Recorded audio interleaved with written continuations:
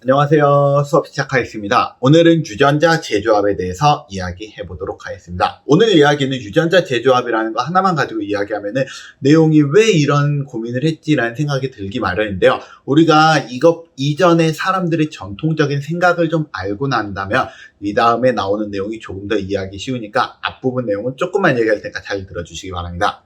자, 이 이야기부터 한번 해볼까요? 여러분들, 만약에 여러분들 자녀가 태어난다면 여러분 자녀들은 잘생기고 예쁘길 원하나요? 아니면은 여러분 자녀들이 못생기고 공부도 못하길 원하나요? 아마 대부분 여러분들도 그렇고 저도 그렇고 내 자녀가 잘생기고 멋지고 공부도 잘하고 사람들에게 인기 좋은 사람이면은 다들 좋을 거예요. 물론 사람만 그런 게 아니라 뭐 식물도 마찬가지겠지. 식물이라면 내가 기와 에너지를 쓰여서 식물, 나무를 키웠다면 그 나무에서 아주 맛있는 사과가 열리기를 원할 거예요. 그렇다면은 우리가 이걸 하기 위해서 우리는 어떤 노력을 할 수 있을까요? 예를 들어서 지금 저라는 사람이 있어요.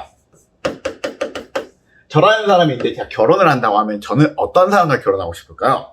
물론 내가 사랑하는 사람과 저는 결혼했긴 했지만 제가 결혼을 할 수 있는 사람은 아마 내가 그런 목표를 갖고 있다면 당연히 예쁘고 공부도 잘하고 똑똑하고 건강한 사람이랑 결혼을 하려고 하지 않을까요? 그러면은 잘 모르겠지만 이 사람의 무언가 유전자가 나중에 내 자녀에게 이런 사람을 태어나게 해줄 거다라고 믿는 것처럼 이건 아마 전통적으로 모든 사람이 생각했었던 방법이에요. 쉽게 말하면은 맛있는 사과를 심으면 맛있는 사과가 난다.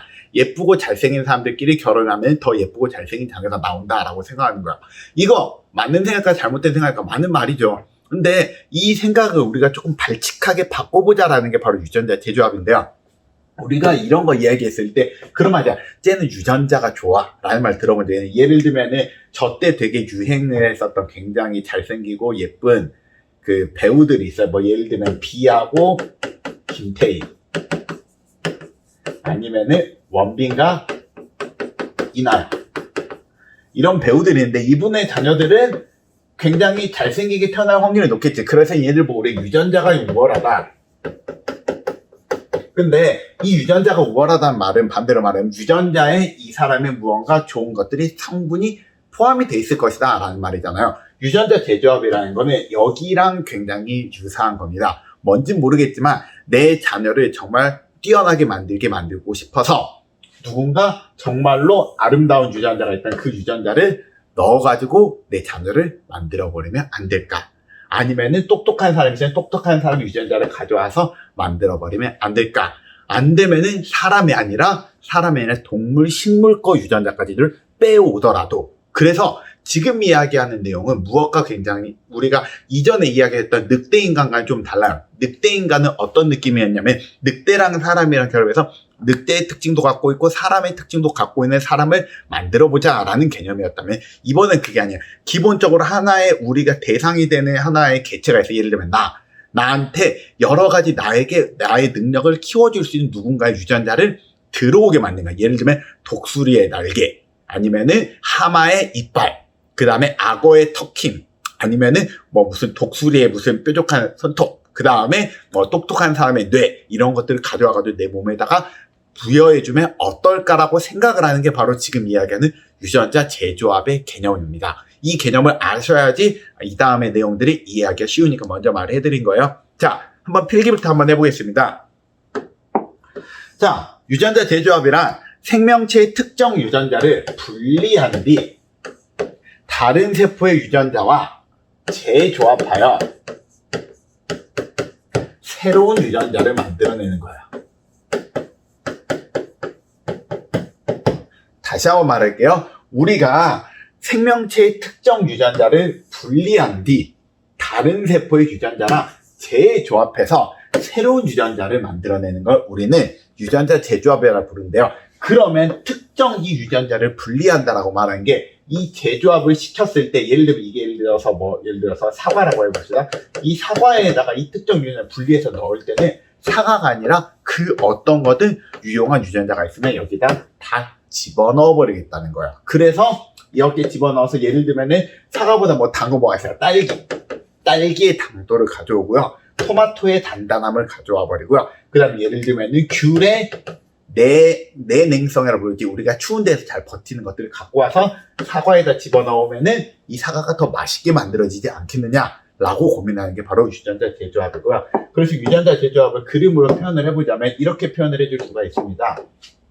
벼를 키우는데 전통적인 교잡 육종에서는 전통적인 방법에서 어떻게 해주냐면은 우리가 하나의 벼는 병에는 약하나 맛이 좋고요. 또 하나는 병에는 강하나 맛이 없는 놈이 있어. 그럼 얘네들을 합해서 병에도 강하도 맛 좋은 품종을 만드는 거예요. 이거 뭐랑 비슷하지? 세포융합에서 했던 거랑 비슷하지. 세포융합은 교잡이 불가능한 놈을 했고 얘는 교잡이 가능한 놈을 했다 차이밖에 없어.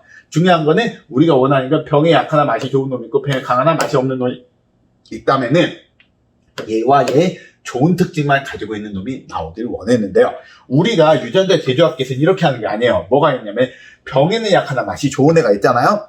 그러면은 병에 강한 무언가 유전자 여기다 집어넣어 버린다고. 이게 벼가 아닐지라도. 그래서 배추의 유전자 안에 보면 병에 강한 배추 유전자를 벼에다 집어넣어 버리는 거야. 그래가지고 병에 강하고도 맛이 좋은 품종을 만들어내는 거지. 이걸 우린 유전자 재조합이라고 부른다고요. 그래서 이런 유전자 재조합은 어떤 특징이 있느냐? 특징, 제일 중요한 특징이 아마 첫 번째 특징일 것 같습니다. 잠깐만요. 이거 그림을 먼저 보면서 유전자 재조합 어떻게 하는지부터 먼저 알려드릴까요? 유전자 재조합 어떻게 하는지 먼저 알려드리고 그 다음에 특징을 이야기할게요. 유전자 재조합을 이야기할 때 제일 많이 비유로 많이 나오고 여러분들이 가장 많이 말하는 게 인슐린을 만들어내는 거예요. 인슐린이 혹시 무엇인지 아시나요? 사람 몸에 혈당이라는 게 존재해요. 사람 몸에 일정량 정도의 당분이 존재할 수 있도록 조절해주는 장치가 있거든요. 당을 늘려주는 것도 있고 당을 줄여주는 것도 있어요. 혈당량을. 근데 당을 늘려주는 것들은 의외로 되게 많은데요. 당을 줄일 수 있는 게 몇 개 없는데요. 그 중에 제일 중요한 놈이 얘야. 인슐린이라는 놈이거든. 그래서 이 인슐린이 적절하게 나오지 않게 되잖아요. 사람 몸의 혈당량이 끊임없이 높아지게 되고 그런 사람을 우리는 보통 당뇨병 환자라고 부르는데요. 그래서 이 인슐린을 우리가 만들어내고 싶어. 인위적으로 만들어내고 싶어서 만들 때 바로 이런 유전자 재조합을 해주는데 주로 많이 쓰는 게 사람의 인슐린 유전자하고 무엇과 합체를 시키냐? 여기 있는 대장균이랑 합체시키냐? 대장균, 다른 말로 박테리아, 다른 말로 세균이랑 합체를 시킨다고요. 자, 이때 이 세균이라고 말하는 이 박테리아의 특징을 하나 말할게요. 이 박테리아는 몸에 염색체가 두 개가 존재해요. 하나는 꼬불꼬불한 염색체가 존재하고요. 또 하나는 동그란 도너츠 모양의 염색체가 존재합니다. 이때 꼬불꼬불한 염색체는 굉장히 중요한 염색체예요. 이 염색체를 혹시나 가위로 잘라버리잖아요. 가위로 잘라버리면 이 염색체가 잘라진 동시에 얘는 죽어버려. 그러니까 얘는 건드릴 수 없는 유전자예요. 그런데 이 옆에는 이 염색체 얘가 되게 중요해요. 플라스미드라는 놈. 이 플라스미드라는 말하는 놈이 뭐가 중요하냐면 얘는 우리가 대장균 안에 있든 없든 대장균의 생존과 무관해요. 안에 있어도 대장균은 생존하고요. 안에 없어도 생존해요. 문제는 대장균이 세포 분열이 일어날 때 얘가 안에 있잖아요. 얘를 똑같이 세포 분열을 시켜준다고. 그래서 우리는 무엇의 조작을 가해줄 거냐면 이 플라스미드의 조작을 가해주는 거야. 우리가 유전자를 자를 수 있는 가위라는 것도 있고 유전자를 붙일 수 있는 풀이라는 것도 있거든요. 일단 먼저 유전자를 가위로 잘라줘요. 왜냐하면 다른 걸 붙여주기 위해서. 그래서 플라스미드를 우리가 인위적으로 꺼낸 다음에 얘를 유전자 가위를 이용해서 잘라줍니다. 이때 사용해준 가위를 뭐라 부르냐면 제한효소라 불러요. 그리고 사람 몸에 있는 염색체 DNA를 가져와서 DNA에서 우리가 인슐린을 만들어내는 유전 정보가 있는 DNA를 우리가 그것 또한 잘라준답니다. 그래서 사람 몸에 인슐린 유전자를 분리를 해가지고 그걸 이렇게 잘라놔요. 그리고 얘랑 얘를 서로 붙여준답니다. 무엇을 이용을 해서 연결효소라는 게 있거든. 이런 연결효소라는 거를 뿌려준다면 얘네들이 다시 붙여줄 수 있어요. 자, 이제 다 붙었다면은 이때 붙은 재조합된 이 DNA를 어디다 다시 넣어줄 거냐면 다시 대장균에게 집어넣어 줍니다. 그럼 대장균은 어떻게 될까요? 대장균은 얘가 우리가 보통 대장균 보통 한 16분이면 세포 분열이 일어나거든. 16분이 지나면은 얘가 2개로 변하고 또 16분이 지나면 4개로 변하면서 여기 있는 이 플라스미드에 있는 인슐린 유전자를 동일하게 얘도 계속 키워주는 거예요. 그래서 얘가 양이 일정 이상 많아지잖아요. 일정 이상 많아지면 원심 분리를 이용하든 무언가를 이용을 해가지고 인슐린만을 따로 채취하는 거지. 그래서 사람이 쓴다는 거지. 자, 다시 한번 말할게요. 이것만 잘 기억하면 오늘 수업 내용을 다 이해한 거예요. 뭐냐면은 사람이 우리가 인슐린을 인위적으로 많이 생산하기 위해서 대장균을 이용해준다. 대장균에는 플라스미드라는 애가 있는데 얘는 우리가 있든 없든 대장균은 생존해 있는데 얘가 대장균 안에 있으면은 같이 복제를 시켜준다. 그래서 얘한테 조작을 가해가지고 얘한테 인슐린, 사람의 인슐린 유전자를 집어넣어주고요. 그 집어넣어준 유전자를 대장균에게 다시 집어넣어줘서 우리가 많이 생산하게 만든 다음에 최종적으로 그걸 가지고 이용해준다. 지금 이야기하는 게 우리가 흔히 이야기하는 유전자 재조합 기술입니다. 자, 이런 유전자 재조합 기술은 어떤 특징을 갖고 있는지 특징 한번 필기를 같이 해보도록 하겠습니다. 필기는 빈 공간이 좋겠죠? 자, 첫 번째, 세포융합 또는 돌연변이와 다르게 특정 유전자 만을 변형시킬 수 있습니다. 무슨 말이냐면은 내가 늑대 인간을 만드는 세포융합 같은 경우에는 내가 늑대 인간의 힘만 가지고 싶지 늑대 인간의 털을 갖고 싶지 않았단 말이야. 근데 그걸 내가 조절을 할 수가 없단 말이야. 그거는 랜덤인데 얘는 늑대 인간을 만들 때 그 늑대 인간의 늑대의 힘만 가지고 있을 거야. 예를 들어서 곰인간, 웨어베어라고 한번 해볼까요? 그럼 곰인간을 만들면 곰의 힘만 가져올 수 있다라는 거지. 굉장히 중요한 특징이죠. 두 번째, 기존의 번식 방법으로는 절대 나올 수 없는 형질을 만들어낼 수 있어요. 기존의 건식 방법으로 나올 수 없는 형질의 유전자를 진입해 줄 수 있습니다. 예를 들어서 사람에게 어떤 유전자를 말해볼까요? 사람의 이빨은 무조건 시간이 지나면은 제일 처음에 유치해서 건치, 사람들이 쓰는 보통 쓰는 이빨로 나온 다음에 계속 그대로 있잖아. 사람에게 뭘로 해볼까?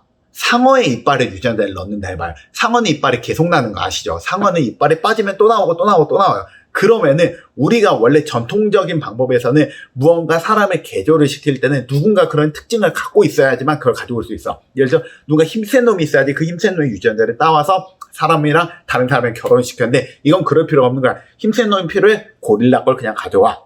이빨이 계속 나게 하고 싶어? 상어 걸 가져와. 그 다음 발톱이 세고 싶어? 그러면은 뭐 호랑이 걸 가져와. 이게 가능하다는 점이 굉장히 큰 특징이랍니다. 그 다음 종이 다른 것도 가능해요.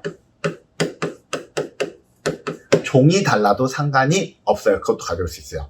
심지어 어느 정도 종이 달라도 되냐면은 동물과 식물, 미생물과 동물도 가능합니다. 방금 전에 봤었던 것도 뭐였지? 박테리아하고 사람을 섞어버렸지. 즉 미생물이랑 동물을 섞을 정도로 이게 가능하다는 점이 가장 큰 특징이랍니다. 그럼 이거 어디에다 이용해주냐? 주로 식물에 많이 이용해줘요. 식물에 이용을 해주면 어떻게 돼요? 유전자를 조작해서 식물을 가지고 키워서 만들어낸 식품이 만들어집니다. 이 식품을 뭐라고 이름 붙이면 될까요? 바로 유전자 조작 식품이라고 부르면 되겠지. 어디선가 들어봤죠? 바로 여러분들이 들어봤던 GMO라는 거가 바로 이 유전자 조작 식품을 보고 말한답니다. 필기하면 됩니다. GMO. 기존의 어떤 특징이나 원하는 특징을 가지고 있는 작물을 만들어낼 때 많이 쓴답니다. 예를 들면은 병충해에 엄청 강해. 그래가지고 우리가 이 식물을 심어 놓으면 따로 농약을 안 줘도 될 만큼. 아니면 생산량을 폭발적으로 늘려버릴 수 있어. 아니면 여기에다 특정 영양분을 갖고 있게. 예를 들어서 감기약의 성분을 포함하고 있는 사과. 대봐야겠지. 감기 걸리면 사과를 먹으면 되는 거야. 이런 것들을 만들어낼 수도 있다라는 거지. 자, 그 다음 두 번째, 의약품을 대량 생산할 때 많이 해준답니다. 방금 전에 봤었던 우리가 예시로 들었던 인슐린 생산이 바로 의약품 생산이겠죠. 그래서 주로 이거는 식물보다는 미생물을 이용을 해주는데 미생물 중에서 특히 무엇을 많이 이용해주냐? 대장균을 이용해서 많이 만들어냅니다. 대장균을 이용해서 인슐린을 생산하게 만든다든지 아니면은 성장 호르몬을 생산하게 만들어서 그 성장 호르몬을 내 몸에 주사해가지고 내 키를 키운 성장 호르몬을 주사를 줄 때도 사용이 가능하겠습니다. 그 다음 동물을 우리가 이용을 해줄 때는 주로 동물을 어디에서 이용을 해주냐면 장기 이식용 동물에서 많이 이용을 해준답니다. 장기 이식용 동물이라고 말하는 게 뭐냐면은 예를 들어서 어떤 사람이 간이 나빠졌어. 이 간을 누군가한테 이식을 받고 싶은데 사람의 간을 누군가가 떼주지 않는잖아. 그러면은 맨날 나오는 사람이랑 비슷하게 생긴 다른 동물 걸 가져온다고. 예를 들면 돼지 같은 거. 돼지가 왜? 돼지랑 사람이 되게 비슷하잖아. 뭐 먹는 것도 비슷하고 뭐 생긴 것도 그래.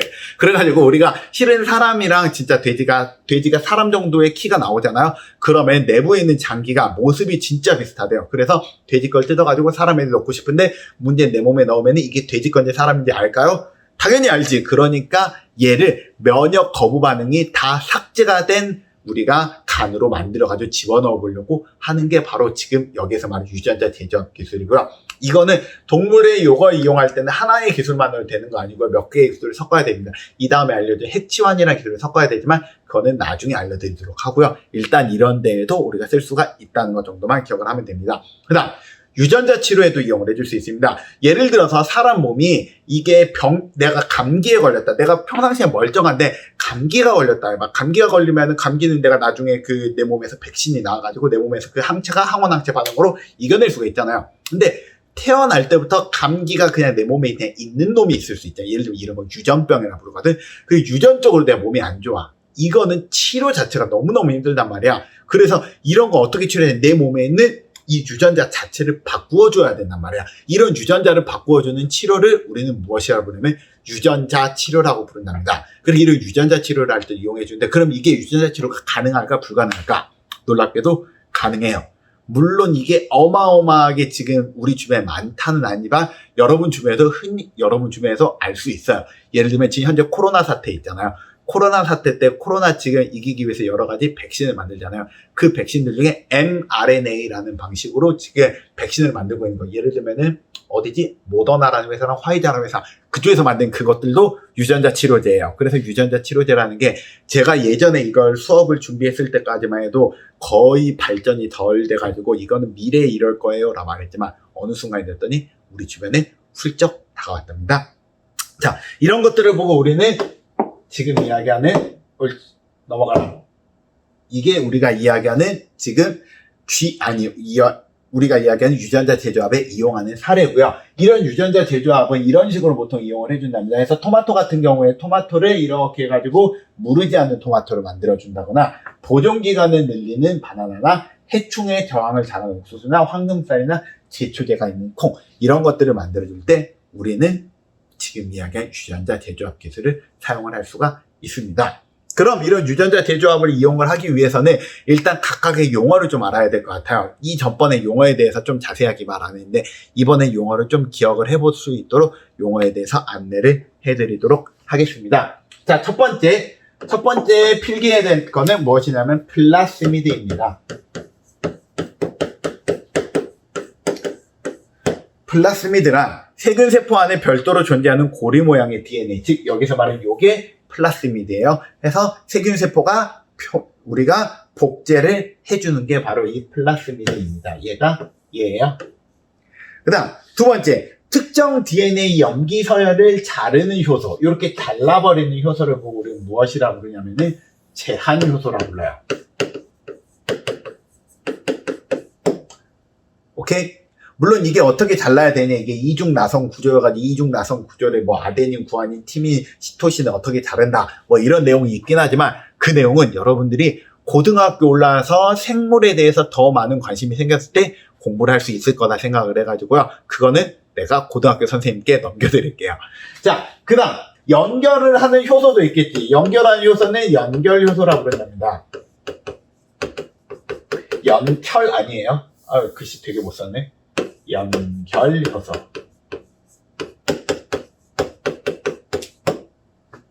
이게 DNA 조각 연결하는 효소고요. 생체 내 혈당을 낮추는 호르몬으로 당뇨병 치료제를 사용하는 거, 이거 뭐라 불렀죠? 인슐린이라고 불렀죠. 인슐린. 이런 것들에 대해서 우리가 이야기를 해줬습니다. 자, 여기까지 하면 수업 내용 끝났는데 이 아래쪽에 GMO에 대해서 조금 더 설명을 했잖아요. GMO에 대해서 우리가 조금만 더 한번 이야기를 해보겠습니다. 여러분, GMO라고 부르는 거는 한 가지 물어볼까요? GMO는 나쁜 거야? 여기에 대해서부터 물어보세요. GMO 나쁜 거야? 라고 말하면은 나쁘니까 뭐가 나쁜 거야? 뭐가 나쁜지 모르고 우리가 나쁘다는 말을 많이 할 수 있는데요. GMO가 왜 나쁘다라고 말이 많이 나오냐면은, GMO는 일단 목적 자체가 뭐냐면은, 이 GMO는 일단 목적 자체가 나쁜 건 아니에요. 뭐냐면 우리가 맨날 보통 식물을 키워본 사람들은 알 수 있겠지만 식물은 의외로 되게 시간과 노력이 되게 많이 들어가고요. 그 다음에 주변에 주변에 병균이라든지 여러 가지 상황에 따라서 식물이 잘 못 자라는 경우가 되게 많아요. 그렇기 때문에 이 식물을 우리가 최대한 사람의 손이 덜 가면서도 잘 크게 만들 수 있는 식물이 있다면 사람들은 돈을 충분히 투자할 만하단 말이에요. 그래서 그걸 하기 위해서 예전에는 그냥 주변을 봤을 때 정말 좋아 보이는 식물을 우리가 캔해가지고 그 식물을 심어줬다면 이번엔 그 식물을 만들어주는 개념이에요. 마치 뭐랑 비슷하냐면은 연예인을 만드는데 예전에는 길거리에서 잘 보니까 너 정말 예쁘게 생겼다. 너 캐스팅해야지. 길거리 캐스팅을 해가지고 걔를 연예인을 세웠다라고 하면은 지금 이야기는 요건 뭐냐면은 일단 내 주변에 있는 너 적당히 끼 있으니까 네가 아주 예쁘게 바뀌어보자 해서 얘를 성형을 해가지고 아주 예쁜 연예인을 만든다라고 생각하면 됩니다. 그랬을 때 자연미인과 성형미인 여러분은 어떤 사람을 더 선호하시나요? 에 대한 질문과 GMO와 전통적인 방법으로 만든 식물과는 어떻게 보면은 동물이냐 식물이냐 차이지 실은 비슷한 상황이에요. 그럴 때 여러 가지 생각할 수 있지. 뭐가 더 좋아? 당연히 자연을 더 좋아하는 사람도 있겠죠. 왜냐면은 어떻게 보면은 이렇게 방금 전에 했었던 이런 성형 같은 거 했을 때 부작용이 생기면 어떨까? 아니면 내 자녀는 어떨까? 이런 고민을 할 수도 있겠지만 이게 유전자 조작이 가버렸기 때문에 그러니까 식물도 동일하게 생각을 하는 거지. 식물도 만약 그게 내 몸에 들어갈 때 내 몸 유전자를 조작하면 어떨까? 여러 가지 고민을 많이 하는데 현재까지 나온 바로는 이게 인체에 위험한 거는 없었다라고 해요. 하지만 이제 인체에 위험하냐 위험하지 않느냐에 대한 개념을 말하려면 적어도 한 세대만큼을 얘를 키우고 얘 키운 거 가지고 사람 몸에 적용이 된 걸 봐가지고 사람이 부작용이 없는가를 봐야 되는데 아직 한 세대가 지나지 않았다라고 합니다. 그래서 어느 정도는 적당히 조심을 하는 게 좋겠지만 우리나라에선 그래서 이 GMO 식품 같은 경우에 우리나라 자체에선 생산을 안 해요. 대신에 외국에서 조금은 수입을 한답니다. 그래서 외국에서 수입을 하는 것만 있고요. 우리나라에서 자체에서 생산을 하는 건 없다라고 생각하시면 되고요. 그래서 우리나라 같은 경우 여기 써있는 거 그대로 읽어드릴게요. 연구 개발 목적으로는 다양한 작물이 시험 재배는 되고 있지만 판매를 위한 상업적인 걸로는 안 되고 있고요. 국내에서 수입을 할 때는 어떤 걸로 수입하냐면은 콩, 옥수수, 유채, 목화, 사탕무, 알팔파라고 부르는 것들만 현재 수입이 된답니다. 그래서 콩을 가지고 콩기를 만들거나 두부를 만들거나 콩으로 창만든 거, 된장 같은 거 만들 때 옥수수는 가지고 옥수수가 과자의 주 원료, 그다음 물엿의 원료인 거. 물엿 영어로 뭔지 아시나요? 콘 시럽이랍니다. 그래서 이게 똑같은 말입니다. 그리고 유채를 가지고 기름을 짜거나 모카도 기름, 그 다음에 사탕무는 가지고 우리가 설탕을 만들거나 알파파는 사료에 들어가는 건데 사료에서 제일 중요한 사료 중에 하나래요. 이 사료가 꼭 있어야지만 이 가축을 키우는 데 도움이 되는 사료라 해서 그런 것들을 해줄 때 많이 쓴다라고 이야기를 한답니다. 그래서 우리가 유전자 제조합에서 우리가 장기 이식용 복제되지는 이런 식의 모습인데요. 이거는 우리가 핵 치환에 대해서 이야기할 때 조금 더 자세하게 이야기를 할 거니까 대충 이런 식으로 면역 거부하는 옵센 돼지를 만들어내려고 현재 노력 중이다 정도만 기억을 하면 되고요. GMO에 대해서는 이야기를 잠깐만 해보자면 GMO라 부르는 거는 이 위쪽에 있는 거, 우리나라에서 현재 수입하는 건 이 정도만 수입을 하고 있고 요새는 GMO란 말도 쓰지만 LMO란 말도 쓴답니다. GMO라 부르는 거는 우리 유전자 변형 농산물만을 말하는데요. 그 다음에 LMO라 부르는 건 뭐냐면 GMO 중에 생물이 생식 번식이 가능한 것만 우리가 LMO라고 불러가지고 LMO에 대해서 우리나라에서 이야기를 현재 하고 있다라고 합니다. 근데 이 GMO나 LMO나 중요한 건 뭐냐면은 얘네들 우리나라에서 실제로 키우기 위해서는 이거저거 통과해야 되는 게 되게 많아요. 예를 들면 식품으로서의 안정성, 사람을 하면 비식품으로서 위해성도 확인을 해봐야 되고요. 환경에서는 우리 주변에 심었을 때 작물 재배 환경이나 생태계나 해양 생태계에 문제가 있을 수 있으니까 이렇게나 많은 곳에서 확인을 해가지고 승인을 해주는 작업을 해주기 때문에 현재 우리나라에서는 키우고 있지는 않다 정도까지만 기억을 하면 될 것 같아서 유해성 입증은 아직은 이게 제대로 돼 있지 않다라고 생각하시면 될 것 같습니다. 자, 오늘 수업 여기까지 할 거고요. 다음 시간에 더 재밌는 내용으로 찾아오겠습니다. 끝낼게요. 안녕.